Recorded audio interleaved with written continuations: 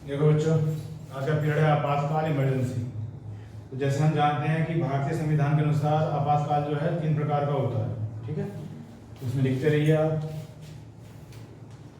सबसे पहले जो आपातकाल है कौन सा होता है? राष्ट्रीय आपातकाल, नेशनल इमरजेंसी।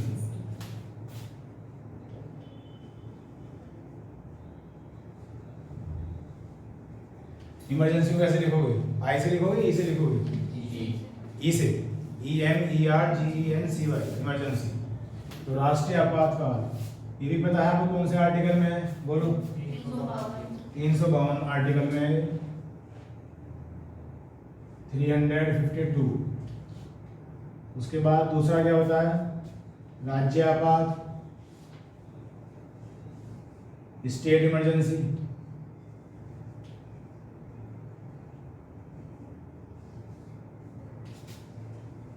और इसमें मैंने बताया था आपको कि 4 जोड़ देते हैं तो आर्टिकल कितना आ जाएगा? 356 आ जाएगा। और उसके बाद आता है वित्तीय आपात, फाइनेंशियल इमरजेंसी।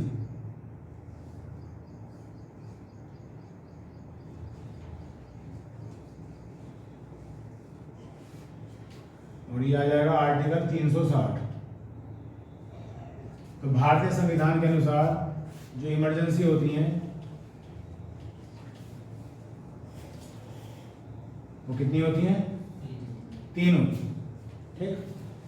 अब इसमें पहला है डाल दीजिए राष्ट्रीय आपातकाल, नेशनल इमरजेंसी।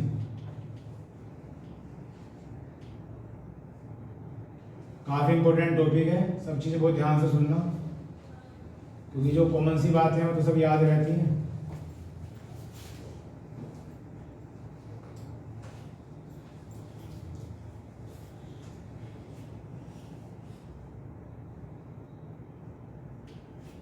राष्ट्रीय आपातकाल इसका मतलब क्या है कि पूरे राष्ट्र यानी कि पूरे देश पे क्या है? खतरा है किसी प्रकार का।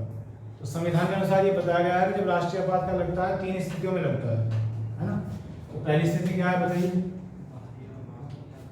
पहली स्थिति ये तो नहीं है, पहली स्थिति है युद्ध।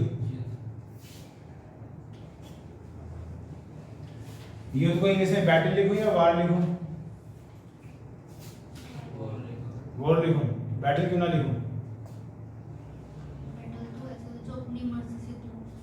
अपनी मर्जी से अगर लड़ाई हो जाए, दोनों आमने सामने से करते हैं तब बैटल होती है। दोनों अगर आमने सामने से करते हैं, जैसे मतलब इतिहास में दोनों सेनाएं खड़ी होती थी, तो वो तो अभी है, क्या दिक्कत है? बॉर्डर पे नहीं होती दोनों सेनाएं खड़ी? जो आप कह रहे हो मैं तो उसी का जवाब दे रहा हूँ। बॉर्डर पे कोई ये थोड़ी कि दुका छिपी होता है कुछ काम, तो सामने आते हैं फिर अपना अटैक करते हैं एक दूसरे को। तो जब राज्य होते बैटल का इस्तेमाल होता है कुछ कम देशों के लिए, मोस्टली 2 देशों के लिए। और वॉर का मतलब क्या है? विश्व युद्ध। तो बड़ वार बोलते हैं ना, बड़ बैटल तो नहीं बोलते हैं वहाँ पर, जहाँ बहुत ज़्यादा कंट्री हो, है ना। तो यहाँ पे जहाँ युद्ध है तो मोस्टली अगर मान लिया इंडिया के साथ अगर मोस्टली देखा जाए तो किसी एक ही देश से होगा, लेकिन ऐसा संभव तो नहीं है, और उससे भी हो सकता है। तो मेरे हिसाब से यहाँ बैटल लिख लो या वार लिख लो, बाकी मैंने डिफरेंस आपको बता दिया। तो एक तो है युद्ध, बैटल या वॉर। दूसरा आप बता रहे थे क्या? बाह्य आक्रमण। बाह्य आक्रमण में यानी कि attack from exterior part of India. तो इन दोनों में क्या डिफरेंस हुआ? युद्ध भी तो बाह्य आक्रमण ही होता है। युद्ध तो किसी देश के द्वारा, और बाह्य आक्रमण कोई आतंकवादी संगठन हो या पर्टिकुलर कोई देश ना, बिल्कुल सही बात। क्योंकि जब हम युद्ध बोल रहे हैं तो बिटवीन द कंट्रीज की बात हो रही है ना। और जी तीसरा क्या होता है भाई? सशस्त्र विद्रोह। सशस्त्र विद्रोह, रिवोल्ट विद वेपन्स। तो सशस्त्र विद्रोह का मतलब क्या हुआ कि जो हमारी पैरामिलिट्री फोर्स हैं या फोर्सेज हैं उन्होंने क्या कर दिया? बगावत कर दी, है ना। तो उसे क्या बोलते हैं? सशस्त्र विद्रोह। विद्रोह मतलब ये हो ना कि जो देश के हैं वही विद्रोह कर रहे हैं, और सशस्त्र मतलब विद वेपन्स, हथियारों के साथ। कुछ पैरामिलिट्री फोर्स हो सकती हैं या कोई पब्लिक भी हो सकती है जो हथियार लेकर सड़कों पर आ गए हैं, और किसी एक क्षेत्र में नहीं पूरे देश में ही बड़े व्यापक रूप से ये चीज़ फैल गई है। तो उस कंडीशन में राष्ट्रीय आपात लगाया जा सकता है कि पूरे देश को खतरा होने की संभावना है। ये पहली बेसिक सी बात है। अब उसके बाद हम ये तो पढ़ते हैं बच्चों कि आर्टिकल 352 के द्वारा राष्ट्रीय आपातकाल लगता है, ठीक। लेकिन अगर मैं पूछूं कि संशोधन कौन सा है, अमेंडमेंट, तो आपका जवाब क्या होगा? तो संशोधन है 44वां 44। तो इसमें एक लाइन लिखा है, संशोधन 44 के अनुसार अकॉर्डिंग टू अमेंडमेंट 44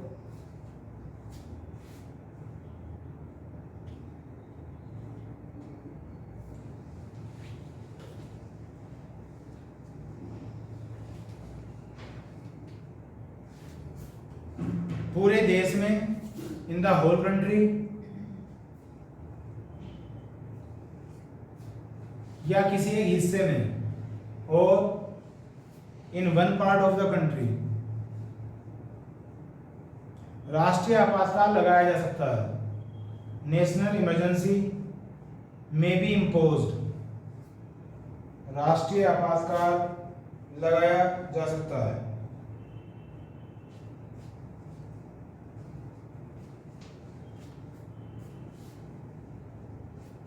बात समझ में आ गई? तो इसमें संशोधन में ये कहा गया है, इस अमेंडमेंट में ये कहा गया है कि अगर जरूरत पड़े तो पूरे देश में, या फिर जरूरत पड़े तो किसी एक हिस्से में, वो राज्य भी हो सकता है, केंद्र शासित प्रदेश भी हो सकता है, वहां पे भी राष्ट्रीय आपातकाल लगाया जा सकता है। उसके बाद नेक्स्ट पॉइंट है कि जब भी राष्ट्रीय आपातकाल लगता है तो जो राज्य सरकार है, जो स्टेट गवर्नमेंट है, वो कैंसिल हो जाएंगी, निलंबित हो जाएंगी। बोलो, आपसे पूछ रहा हूँ। जो मैंने लाइन कही उसे ध्यान से सुनो। मैंने कहा कि राज्य सरकार, स्टेट गवर्नमेंट निलंबित हो जाएगी, कैंसिल कर दी जाएगी। नहीं तो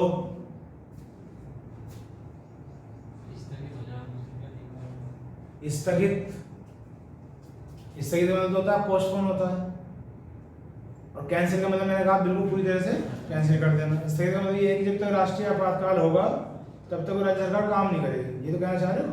और राष्ट्रीय आपातकाल जैसे हट जाएगा फिर राज्य सरकार अपने अस्तित्व में आ जाएगी। लेकिन कहा यह गया है, ये जो वर्ड है स्थगित, ये भी नहीं बोलना आपको, कैंसिल में बोल रहा था वो भी नहीं बोलना।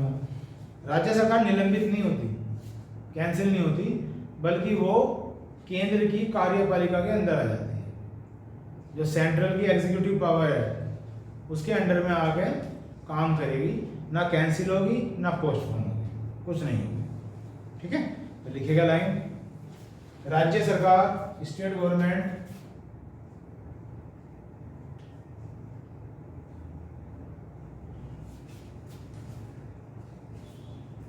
केंद्र की कार्यपालिका के अधीन हो जाती है। Becomes in the control of central executive power,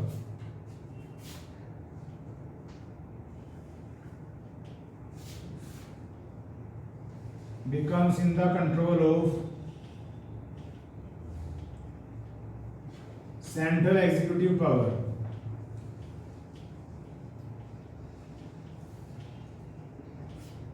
तो आपको अगर मान लिया बताया जाए, पूछा जाए कि भाई राज्य सरकार निलंबित होगी तो नहीं होगी, पोस्टपोन होगी नहीं होगी, बाकी कहाँ जाएगी? केंद्र की कार्यपालिका के अंदर आ जाएगी, मतलब उनके सारे अधिकार समाप्त हो जाएंगे। जो केंद्र की एग्जीक्यूटिव पावर है, सेंट्रल की एग्जीक्यूटिव पावर है, उसके हिसाब से काम सब होंगे जब तक आपातकाल रहेगा, इमरजेंसी रहेगी। उसके बाद नेक्स्ट लाइन है, राष्ट्रीय आपातकाल कौन लगाएगा? घोषणा कौन करेगा? राष्ट्रपति करेगा। तो जो प्रेसिडेंट है, जो राष्ट्रपति हैं, वही अनाउंस करते हैं,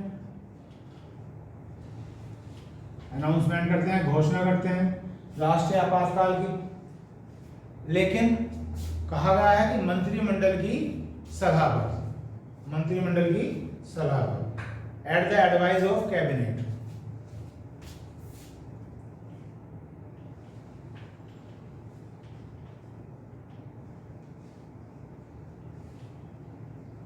मंत्रिमंडल की सलाह पर घोषणा कौन करेंगे? राष्ट्रपति करेंगे।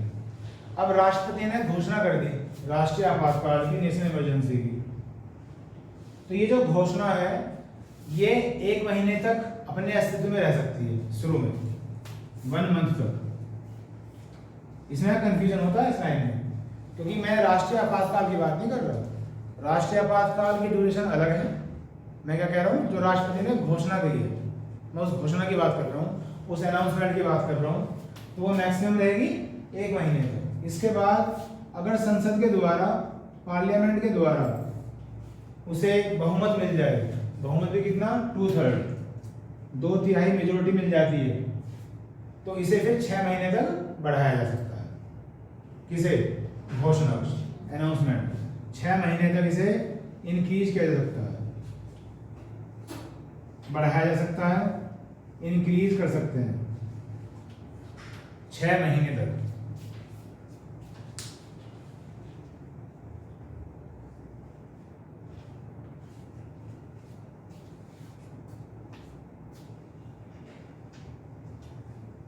अगर उसके बाद भी स्थिति अभी भी सही नहीं होती है तो फिर फर्दर फिर बहुमत करवा लीजिए और फिर इसे 6 महीने तक बढ़ा लीजिए। तो साफ साफ पता चलता है कि मैक्सिमम एक बार में घोषणा 6 महीने तक ही एक्सटेंड हो सकती है, इससे ज़्यादा नहीं, इससे कम तो हो सकती है। ठीक है, ये बात किसकी हो रही है, अनाउंसमेंट, घोषणा की। अब यहाँ से एक क्वेश्चन बनाते हैं। हमने अभी देखा कि राष्ट्रपति घोषणा करेगा, मंत्रिमंडल के एडवाइस पर करेगा, और पहले 1 महीने तक रहेगी परिवर्तन में, हिंदी में कहता परिवर्तन में रहेगी, और फिर उसे 6 महीने तक से एक्सटेंड कर सकते हैं। लेकिन मान लें सपोज जब राष्ट्रपति ने वो घोषणा करी तो जो लोकसभा है उसका विघटन हो गया था, लोकसभा जो है वो भंग हो गई थी। लोकसभा समझते, जो प्रधानमंत्री है वो हट गए, जो पार्टी है उसका बहुमत कम रह गया किसी वजह से, और वो तब हुई उस घोषणा। उस कंडीशन में क्या होगा कि जो पहली मीटिंग होगी, अब लोकसभा की पहली जो सिटिंग होगी, उसके 30 दिन के अंदर अंदर उसे संसद से अनुमोदित करवाना जरूरी है, वरना 30 दिन बाद वो जो घोषणा है अपने आप ही समाप्त हो जाएगी। दोबारा सुनो मैंने क्या कहा, ये तो एक नॉर्मल कंडीशन होगी कि जो गवर्नमेंट है, जो लोकसभा है वो चल रही है। ठीक, मैंने कहा कि घोषणा तो हो गई, लेकिन वो तब हुई थी जब केंद्र सरकार ही नहीं थी, लोकसभा का विघटन हो गया था, लोकसभा एक तरह से डिसएसोसिएट हो गई थी, हट गई थी, भंग हो गई थी। तो उस कंडीशन में अब जो नई लोकसभा होगी उसकी जो पहली सिटिंग होगी, पहली सिटिंग से 30 दिन के अंदर अंदर संसद के द्वारा 2/3 बहुमत से उसे पास करवाना पड़ेगा, और अगर ऐसा नहीं हो पाया तो 1 महीने बाद वो अपने आप ही समाप्त हो जाएगी। ठीक है, इसे देखिएगा, यदि लोकसभा के विघटन के समय, if at the time of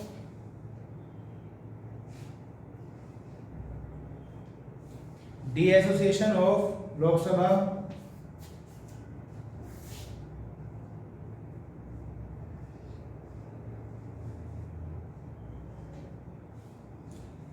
Lok Sabha के विघटन के समय राष्ट्रीय आपातकाल की घोषणा होती है, अनाउंसमेंट फॉर नेशनल इमरजेंसी,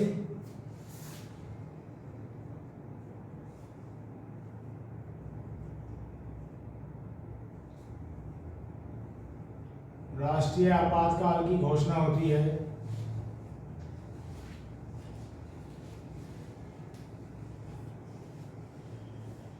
तब देन पहली बैठक से 30 दिनों के अंदर, with in 30 days from first sitting, पहली बैठक से 30 दिनों के अंदर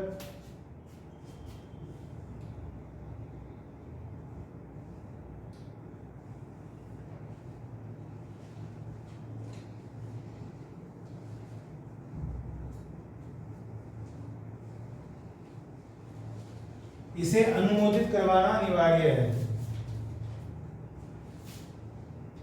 passing this situation is compulsory, इसे अनुमोदित करवाना अनिवार्य है।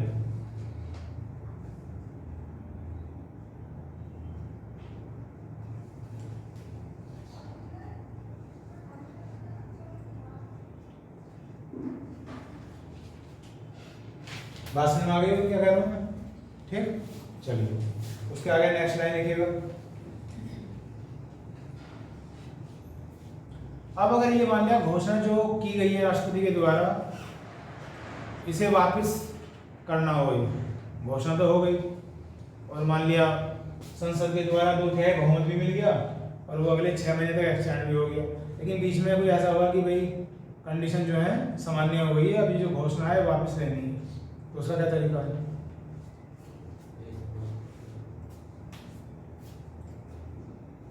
कुछ याद आ रहा हो बोलो? नहीं याद है? इसमें ये बताइए कि जब हम संविधान में संशोधन करते हैं, अमेंडमेंट करते हैं, तो कितने तरीकों से कर सकते हैं? 3 तरीकों से कर सकते हैं। नंबर 1 साधारण विधि, बाय सिंपल मेथड, ठीक। नंबर 2 विशेष बहुमत, स्पेशल मेजोरिटी।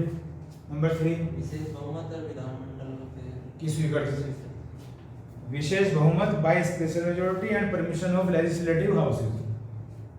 मैंने अभी क्या कहा? अगर संविधान में संशोधन करना हो, अमेंडमेंट करना हो, तो उसके 3 तरीके हैं। नंबर 1 साधारण विधि, मैं कुछ समझाना चाह रहा हूँ इसलिए वो बोल रहा हूँ, बाय सिंपल मेथड। नंबर 2 विशेष बहुमत बाय स्पेशल मेजोरिटी। नंबर 3 विशेष बहुमत तथा विधानमंडल की स्वीकृति by special majority and permission of legislative house. अब जो हमने पहला वर्ड इस्तेमाल किया था साधारण विधि, उसका क्या मायने है? मतलब मामला तो लोकसभा और राज्यसभा में जाएगा, लेकिन साधारण विधि मतलब, साधारण विधि से मतलब ये है कि वहां कोई फिक्स मेजोरिटी नहीं चाहिए। ऐसा नहीं है कि भाई 2/3 ही चाहिए। अगर ज्यादातर लोग ये कह रहे हैं कि भाई ये संशोधन होना है, तो वो साधारण विधि से पास हो जाता है। जब हम विशेष बहुमत की बात करते हैं तो 2/3 बहुमत ही होना जरूरी है, ठीक। और जो तीसरी सिचुएशन नाम से पता चल रहा होगा, 2/3 बहुमत तो चाहिए ही चाहिए। और राज्य में जो लेजिस्लेटिव हाउसेज हैं, विधानसभा और विधान परिषद दोनों या कोई एक, वहां की भी परमिशन आवश्यक है, वहां का भी बहुमत आवश्यक, ठीक। तो अगर ये उद्घोषणा या घोषणा वापस लेनी हो तो साधारण विधि द्वारा, जो पहला मेथड है, ठीक है, उसके द्वारा ही पास करा दिया जाता है संसद से, और वो उद्घोषणा राष्ट्रपति वापस ले लेते हैं, ठीक है। तो बस यहां लिख दीजिए, घोषणा को वापस लेने के लिए to taken back the given announcement, घोषणा को वापस लेने के लिए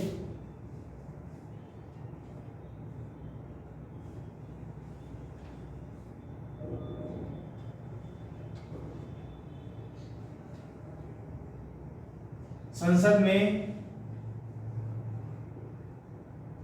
इन पार्लियामेंट, साधारण विधि प्रयोग में लाई जाती है। Simple method is used. साधारण विधि कह सकते हैं, साधारण बहुमत कह सकते हैं, प्रयोग में लाया जाता है। ये क्या है, क्यों है, वो मैं थोड़ा सा कुछ समझा दिया, ठीक है। तो अभी हमने ये पढ़ा कि किस सिचुएशन में राष्ट्रीय आपातकाल लगता है, कौन से कारण बनते हैं, घोषणा कौन करेगा, घोषणा कितने समय के लिए रहेगी, उसे एक्सटेंड हम कब तक कर सकते हैं, और उसे वापस लेना हो तो उसका क्या प्रोसीजर है, ये बात हुई। उसके बाद जो नेक्स्ट इंपोर्टेंट लाइन है, अब एक लाइन आती है घोषणा से पहले। घोषणा हुई नहीं है, घोषणा करने का विचार है। तो अभी हमने एक लाइन पढ़ी थी थोड़ी देर पहले कि जो घोषणा करते हैं तो राष्ट्रपति करते हैं, लेकिन मंत्रिमंडल की सलाह पर करते हैं। तो वो जो सलाह होगी मंत्रिमंडल की, वो सदन में ही तो होगी, वो कहीं और तो होगी नहीं। तो इसलिए मैं क्या कह रहा हूं, घोषणा करने से पहले तो उसके लिए एक विशेष अधिवेशन बुलाया जाता है। विशेष अधिवेशन किसके लिए, कि भाई आपातकाल में चर्चा करनी है कि उसकी घोषणा होगी या नहीं होगी, और वो चर्चा कहाँ होगी, सदन के अंदर होगी। तो ये जो विशेष अधिवेशन बुलाया जाता है, इसके लिए मेरा क्वेश्चन ये है कि आपसे सदन के कम से कम कितने मेंबरों की सहमति जरूरी है इस विशेष अधिवेशन को बुलाने के लिए। तो हेड डाल दीजिए विशेष अधिवेशन, स्पेशल सिटिंग बोल दीजिए, विशेष अधिवेशन पता हो गई कितनी कम से कम लोगों की सिटिंग, या सिटिंग तो नहीं कहना चाहिए, सहमति जरूरी है। तो ये होता है बच्चों कोरम के बराबर। किसके बराबर?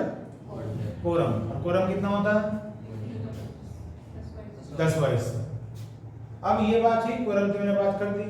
तो ये लोकसभा में होगा, राज्यसभा में होगा, या दोनों मिलाकर जो सदन बनेगा उसमें होगा? क्वेश्चन में समझ रहे हो? घोषणा करने से पहले जो चर्चा होती है उसकी बात हो रही है। तो वो चर्चा सिर्फ लोकसभा में होगी, सिर्फ राज्यसभा में होगी, या दोनों में होगी? दोनों। अगर दोनों में कहोगे तो मुझे यहाँ संयुक्त अधिवेशन लिखना पड़ता, जॉइंट सिटिंग। मैंने संयुक्त अधिवेशन नहीं लिखा, मैंने क्या लिखा है? विशेष अधिवेशन लिखा। तो ये सिर्फ और सिर्फ काम होता है लोकसभा। ठीक है, तो इसके आगे बस एरो बना के लिख दो लोकसभा। समय तो आगे होगा ना, तो सारा कुछ जरूरी नहीं लिखने की, पर जो मैं समझा रहा हूँ उसे बहुत फील करते रहो और समझते रहो। लोकसभा और 1/10, 10वां हिस्सा, इसे ही हम कोरम भी कहते हैं, जो हम पहले भी कई बार डिस्कस कर चुके हैं।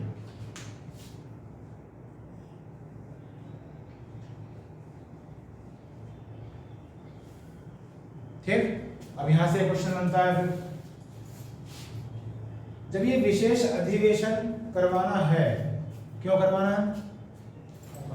चर्चा करनी है राष्ट्रीय आपातकाल पर, नेशनल इमरजेंसी। और ये बात भी क्लियर होगी, चर्चा कहाँ होगी? लोकसभा।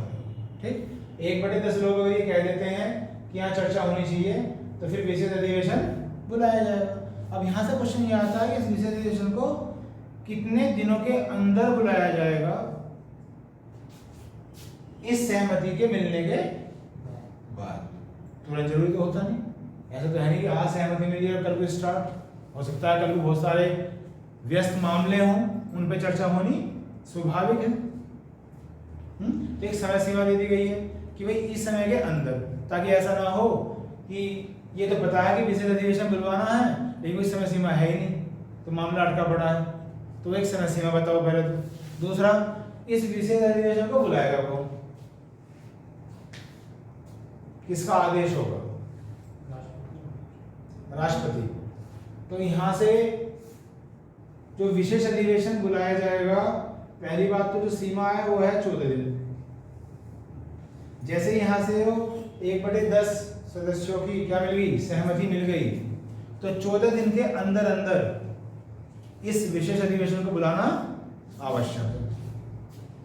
ठीक, मैक्सिमम हो गए 14 दिन, चाहे तो कल बुला लो या 14 दिन के अंदर, जैसे कि आपको लगे स्थिति। एक बात। दूसरी बात, इसे को बुलाएगा कौन? तो फिर वही बात, ये 5 किसने किया था? लोकसभा में। और लोकसभा में बुलाने का, किसी काम को करवाने का, डेट देने का काम किसका? लोकसभा अध्यक्ष का। ठीक, तो जो पहला नाम आएगा बच्चों वो आएगा लोकसभा अध्यक्ष का, लोकसभा स्पीकर। ठीक, अगर ये एब्सेंट है, ये नहीं है, मान लिया अपने पद पर किसी वजह से, तब है राष्ट्रपति। तब है राष्ट्रपति यानी कि प्रेसिडेंट।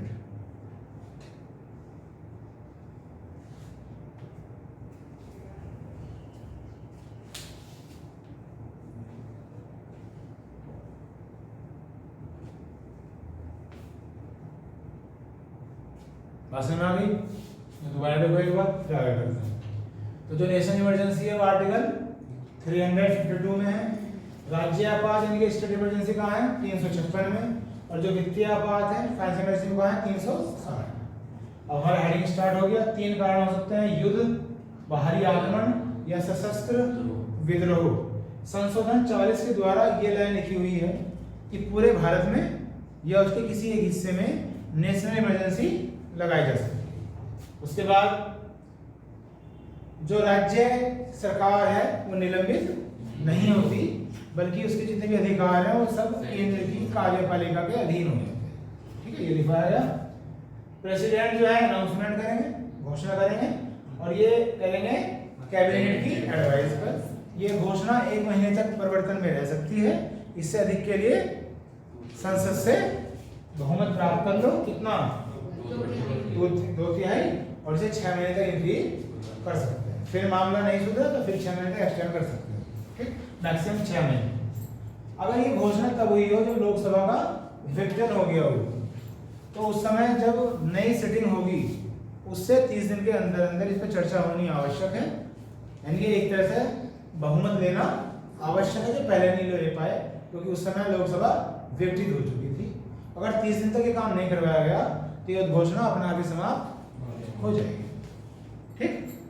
उसके बाद है घोषणा को अगर वापस लेना हो तो जो साधारण विधि होती है, जिसे मैंने समझाया, उसके द्वारा ये घोषणा वापस ले ली जाती है। पहले संसद में डिसाइड होगा और फिर राष्ट्रपति इसे वापस ले लेंगे। विशेष अधिवेशन लोकसभा के द्वारा बुलाया जाता है, क्यों? राष्ट्रीय आपातकाल लगेगा या नहीं लगेगा उसकी चर्चा करने के लिए, और इसके लिए 10वां हिस्सा लोकसभा क्या जरूरी है, सहमति होनी जरूरी है। और जैसे ये सहमति मिलेगी उसके 14 दिन के अंदर अंदर जो लोकसभा के अध्यक्ष हैं वो इस विशेष अधिवेशन का अरेंजमेंट करेंगे, और अगर वो एब्सेंट हैं तो फिर राष्ट्रपति करेंगे, ठीक। आगे चलते हैं।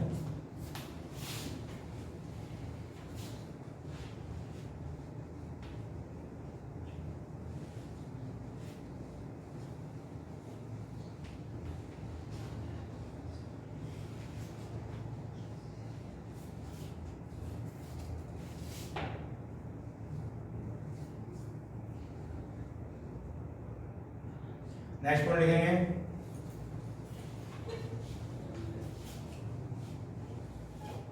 राज्य सूची के सभी विषयों पर for all the subjects in state list, राज्य सूची के सभी विषयों पर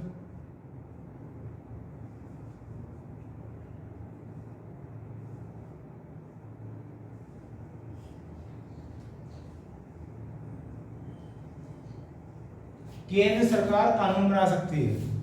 सेंट्रल गवर्नमेंट में फॉर्म एनी लॉ, सभी विषयों पर केंद्र सरकार कानून बना सकती है।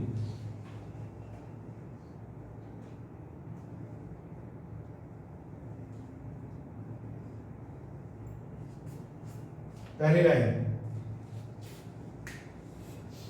अब ये बात कब हो रही है? जब राष्ट्रीय आपातकाल लग गया, ठीक, तो उसकी बात हो रही है। तो अभी हमने पढ़ा ही था कि जो राज्य सरकार है वो पूरी तरह से अधीन हो जाती है केंद्र सरकार की कार्यपालिका में।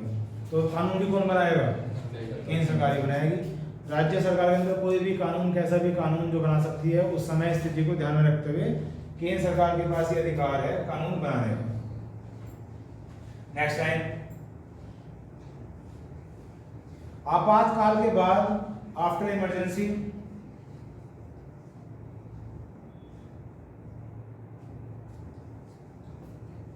ये कानून, these law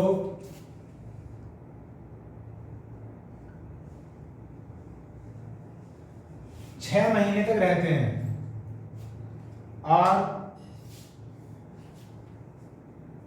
present within 6 months, 6 महीने तक रहते हैं। मतलब क्या हुआ? अगर आपातकाल खत्म हो जाता है तो जो कानून बनाए गए हैं, भाई आपातकाल खत्म हो गया, सारी स्थिति नॉर्मल हो गई, तो जो कानून बनाए थे किसने? केंद्र सरकार ने, वो सिर्फ 6 महीने तक रहेंगे। 6 महीने बाद वो अपना भी हट जाएंगे, क्योंकि राज्य सरकार अपने एक्टिव फॉर्म में आ जाएगी। फिर राज्य सरकार देखेगी कि उसे कानून को रखना है या नहीं रखना। वो तो फिर ड्यूरिंग इमरजेंसी बनाए गए थे केंद्र सरकार के द्वारा। तो आपातकाल के बाद ये कानून 6 महीने तक अपनी स्थिति में रहते हैं, ठीक। Next line. राष्ट्रपति, president,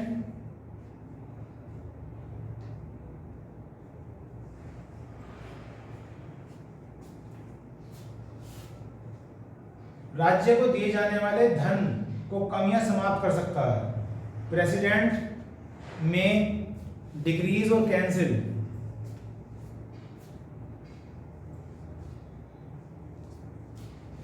the amount to be given to the state government.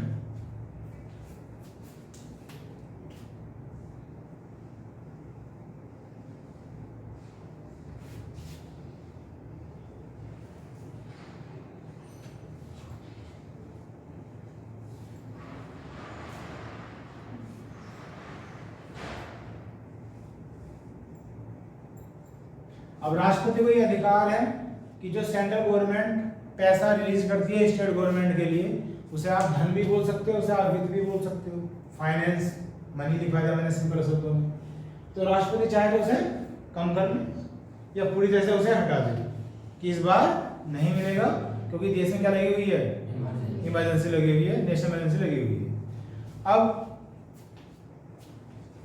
मान लें कम कर दिया, ये हटा दिया, तो ये जो स्थिति है ये कब तक रहेगी? जैसे ऊपर तो बता दिया 6 महीने तक रहेगी, तो ये बताइए कब तक रहेगी, सोच के बताओ। पैसे की बात है, वित्त की बात है, 1 साल, 1 साल ही सही है, लेकिन 1 साल ना कह के ये कहो जब तक कि वित्तीय वर्ष समाप्त ना हो जाए। जो फाइनेंशियल ईयर है, जिस फाइनेंशियल ईयर में ये काम हुआ है, जब तक वो फाइनेंशियल ईयर खत्म नहीं हो जाएगा तब तक यही स्थिति बनी रहेगी जो राष्ट्रपति ने कर दिया। नया फाइनेंशियल ईयर शुरू हो जाएगा तो फिर उसी हिसाब से सब चीजें डिसाइड होंगी। ठीक, तो ये स्थिति बनी रहेगी वित्तीय वर्ष के अंत तक, at the end of financial year.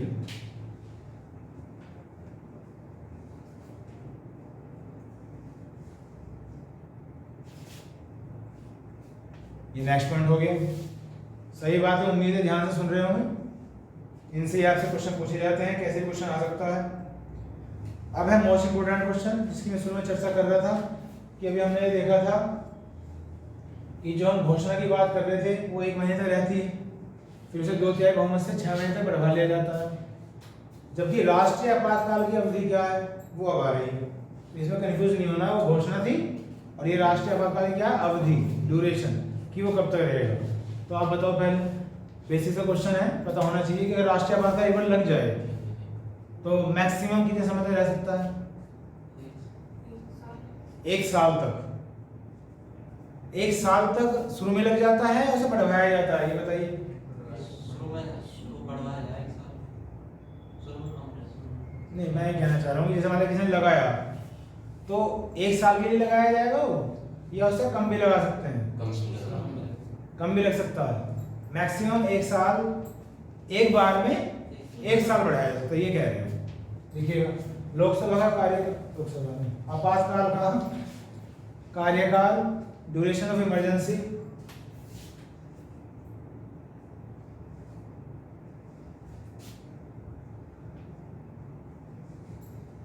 या समय सीमा लिख लीजिए। एक समय में 1 वर्ष, 1 ईयर इन 1 टाइम।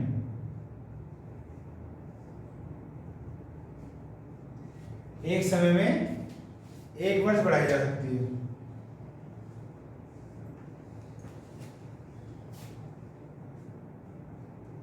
अब ये बताइए कि ऐसा एक बार ही कर सकते हैं, 2 बार कर सकते हैं, 3 बार, या कोई लिमिट नहीं है?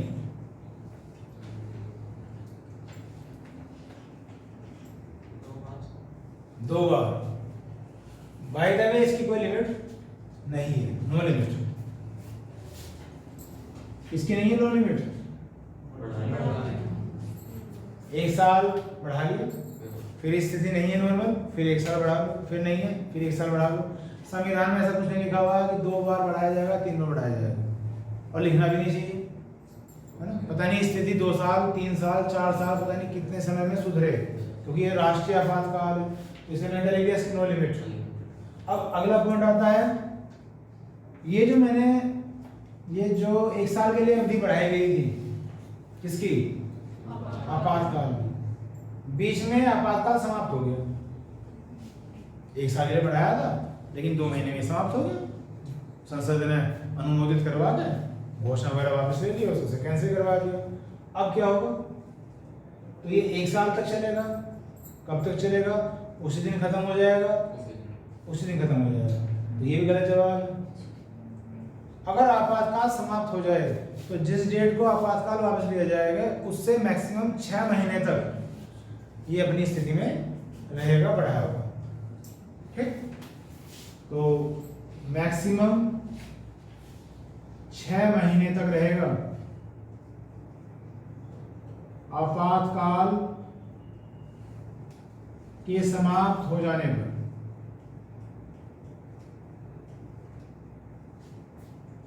If emergency ends, then maximum duration will be 6 months.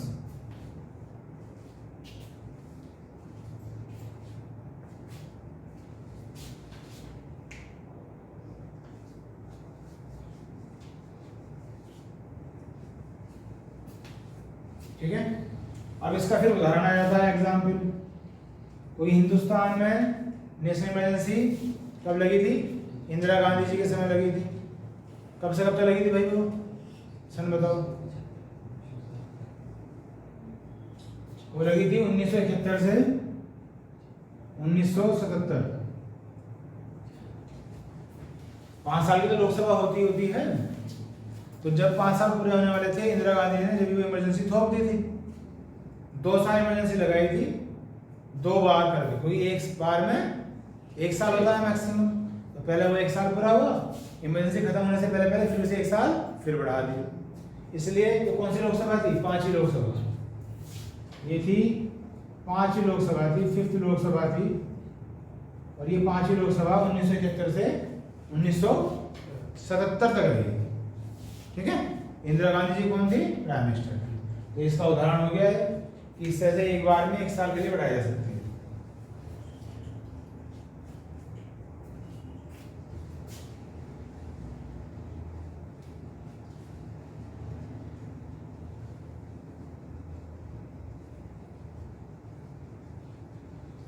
अब उसके बाद 2 आर्टिकल नए आएंगे। अभी हमने क्या क्या पढ़ा? 352, 356, 360। 356 और 360 का भी जिक्र ही नहीं हुआ, 352 का जिक्र चल रहा है। अब इससे अलग 2 आर्टिकल आते हैं, 358 और 359। ये 358 और 359 क्या है? जैसे राष्ट्रीय आपातकाल लगता है तो जो मौलिक अधिकार होते हैं, फंडामेंटल राइट्स, उन पे प्रभाव डालते हैं। अब इन 358 और 359 में अंतर क्या है? कौन से मौलिक अधिकारों पर प्रभाव डालेगा? यहाँ से भी क्वेश्चन आते हैं, तो हेड डाल दीजिए अनुच्छेद 358 तथा 359, आर्टिकल 358 एंड 359।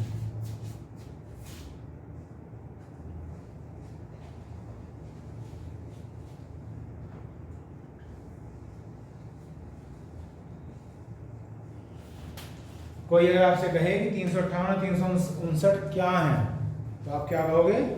राष्ट्रीय आपातकाल के समय ड्यूरिंग नेशनल इमरजेंसी मौलिक अधिकारों को प्रभावित करते हैं।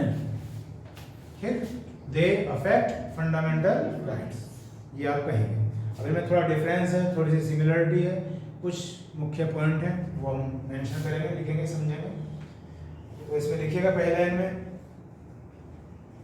अनुच्छेद 358 article 358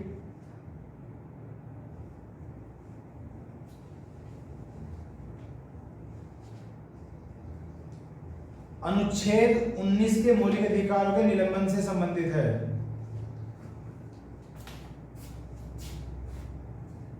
article 358 is associated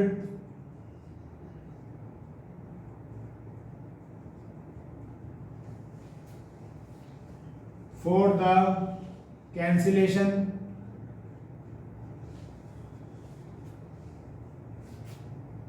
of fundamental rights in Article 19।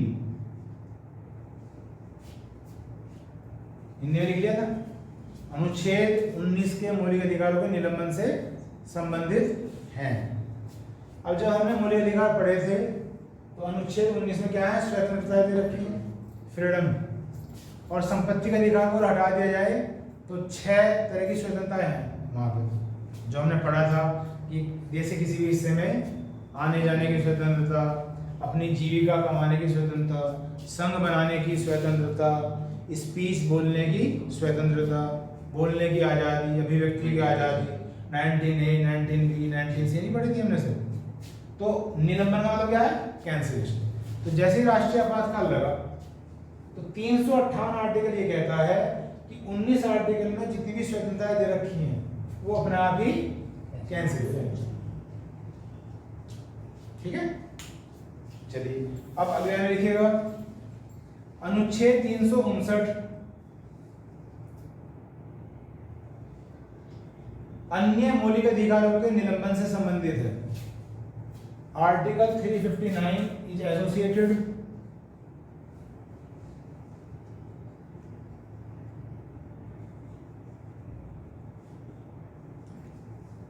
for the cancellation of other fundamental rights.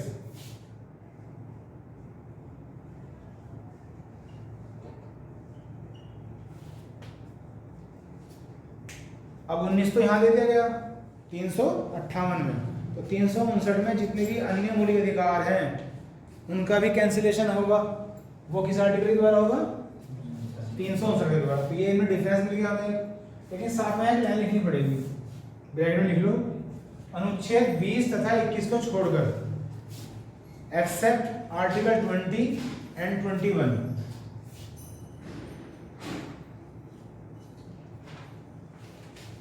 अनुच्छेद 20 तथा 21 को छोड़कर। अब याद करो दोबारा से, आर्टिकल 20 में क्या था?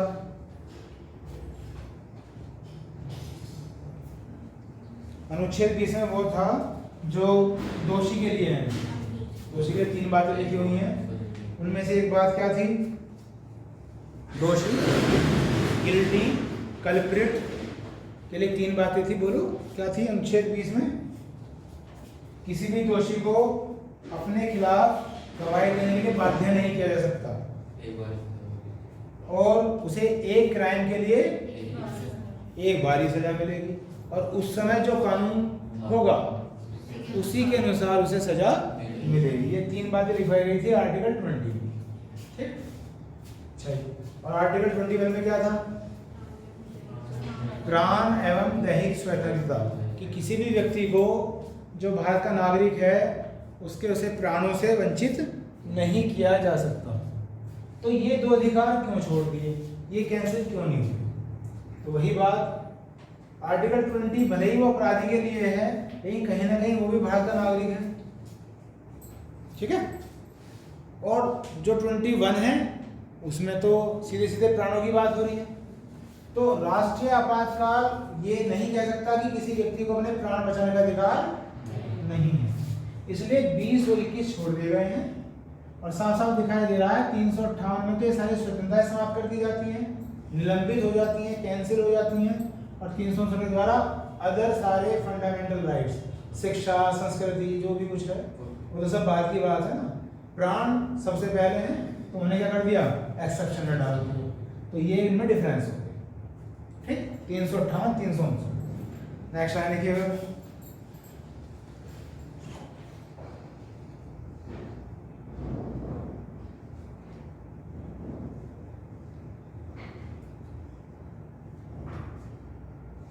(1978) में इन 1978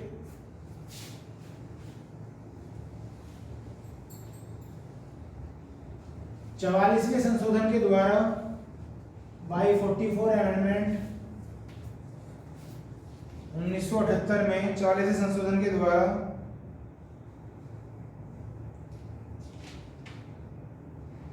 अनुच्छेद 358 की मदद से with the help of article 358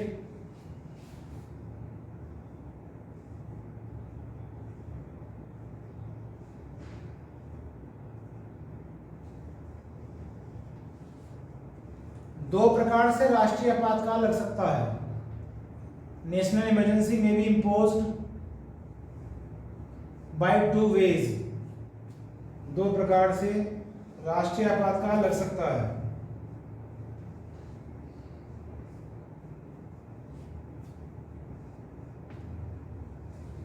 bracket में युद्ध तथा बाह्य आक्रमण, वॉर एंड एक्सटर्नल अटैक,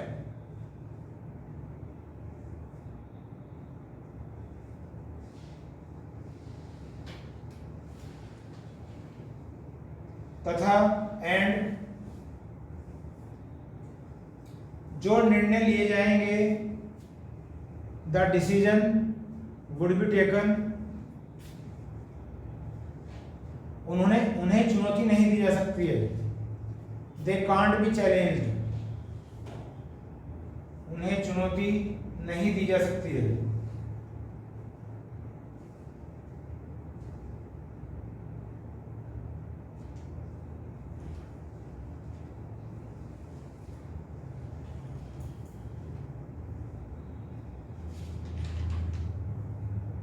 हो गया? इसे दोबारा एक बार लिख के दिखा देता हूँ, समझा देता हूँ, ये भी काफी इंपॉर्टेंट पॉइंट है। अभी मैंने थोड़ी देर पहले कहा था कि भाई राष्ट्रीय आपातकाल अगर कोई पूछे कि कौन सा संशोधन है तो 44वां, और ये 44वां संशोधन जो है 1978 में बना था, ये हम कई जगह पढ़ते हैं, है ना। तो इसमें भी ये कहा गया है कि जब हम इस संशोधन के द्वारा इस आर्टिकल को यूज में लाते हैं, आर्टिकल 358 का यूज करते हैं, तो जो मैंने अभी समझाया 19 आर्टिकल में जितनी भी स्वतंत्रताएं हैं वो सब कैंसिल हो जाती हैं। तो यहाँ ये कहा गया है कि ये कैंसिल तो होंगी लेकिन सिर्फ 2 आधार पर।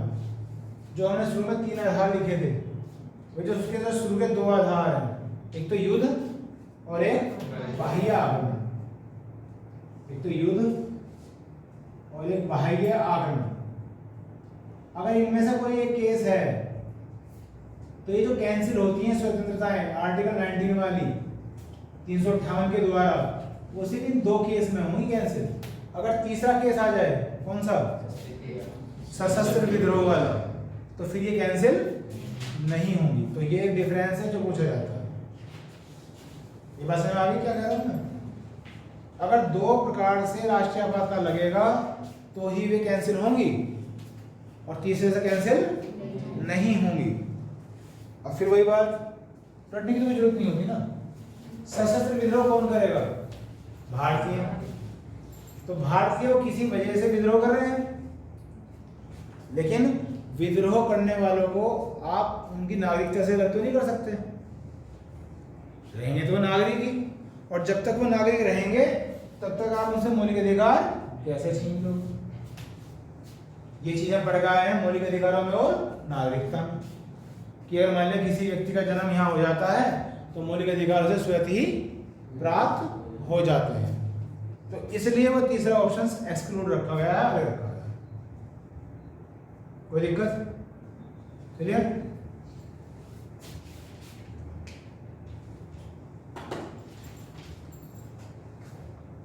चलिए बस इस पीरियड में रहने देते हैं। अभी चलेगा जैसे आप देख रहे हैं, अभी तो और बहुत डिफरेंस आने हैं। अभी राष्ट्रीय आपातकाल ही चलेगा और फिर क्या चलेगा, राज्य आपातकाल, और फिर चलेगा द्वितीय आपातकाल। तो लगभग 3-4 पीरियड हो जाएंगे इसके, तब जाकर अच्छी तरह से समाप्त हो जाएगा। इस पीरियड में इतने रहने देते हैं।